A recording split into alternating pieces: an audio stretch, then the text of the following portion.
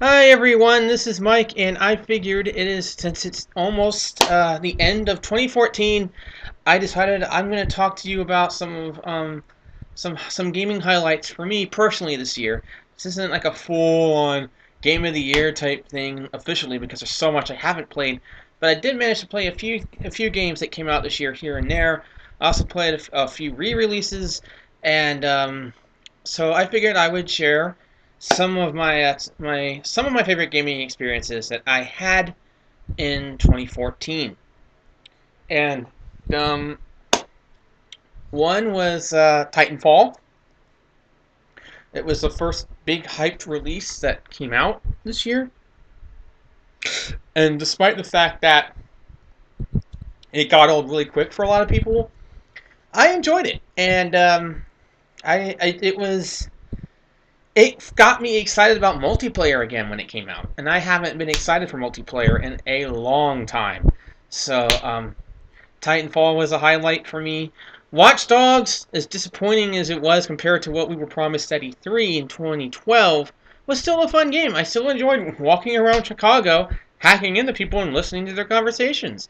There was something satisfying about finding something that you could hack into, and um, and and and when you do, you don't know what you're going to get till you get it. Like you might get cash, you might get a song, you might get a conversation. And I always enjoyed eavesdropping, so that was fun for me. I also enjoyed finding the rabbits because I'm a big bunny fan.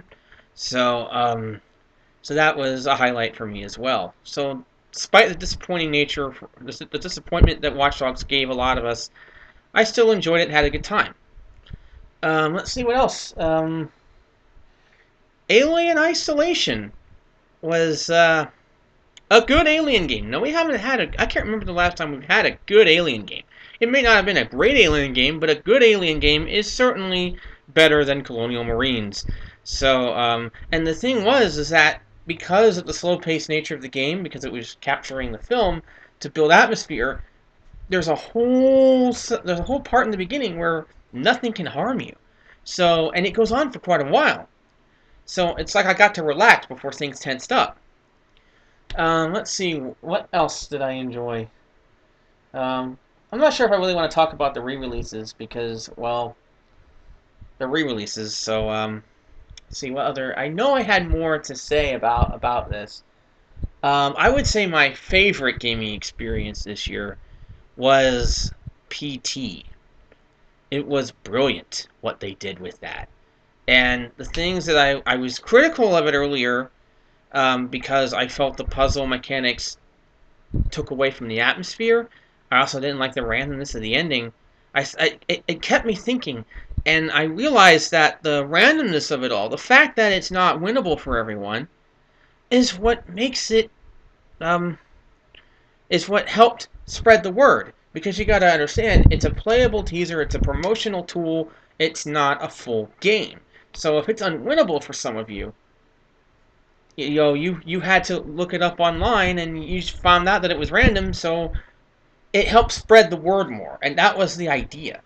Now, I was lucky. I was lucky enough to be chosen. Which I'm happy about. But I think that was my biggest highlight, simply because of the brilliance of it, the atmosphere of it. It really felt like an abstract, surreal horror movie that you played. And being a fan of Eraserhead, that was awesome, especially the moment where everything sped up and you had the eyeballs in the pictures, where the pictures were. So I have to say that's probably my biggest highlight gaming wise of this year. Now, yeah, 2014 has been disappointing in a lot of ways. There haven't really been a lot of really incredible releases. Oh, another highlight I wanted to talk about that I just remembered was Shadow of Mordor, a game that when I looked at it, I didn't like. I didn't think I'd like it because I'm not an Assassin's Creed fan. But thankfully, they went the Arkham City route with the parkour, which I liked much better than Assassin's Creed. And just walking around and listening to the orcs was a lot of fun for me. So, and the fact that we got a really good Lord of the Rings game, and also South Park: The Stick of Truth, which I just got for Christmas. Well, I got the gift card from Amazon to get the game, and So I ordered that, and that's gonna come in next week, but I won't be able to get it till like probably a week later or so. Um, but I watched I watched it on YouTube, and I thought, wow, I was blown away. It is a South Park episode. It is a South Park version of a fantasy turn-based RPG. It's the South Park take on it. It's just like the South Park movie was a animated musical. It's They decided to make a fantasy RPG with the game, and fantasy turn-based RPG with the game, and it worked really well. The humor was spot on. There's some really shocking moments, um, and even for by South Park standards, and it just had me in stitches. And I will say this: despite the lackluster year we had due to delays and the bugs, and really the lack of games in the first year. Remember, for the first year for a console's life cycle really isn't as good. Um, but it was a good year for licensed games, and that's very unusual. I mean, don't get me wrong, we still had some bad licensed games. We had your Duck Dynasties and all that, and I watched a Let's Play of Duck Dynasty, and it was horrible. The stealth wasn't really stealth.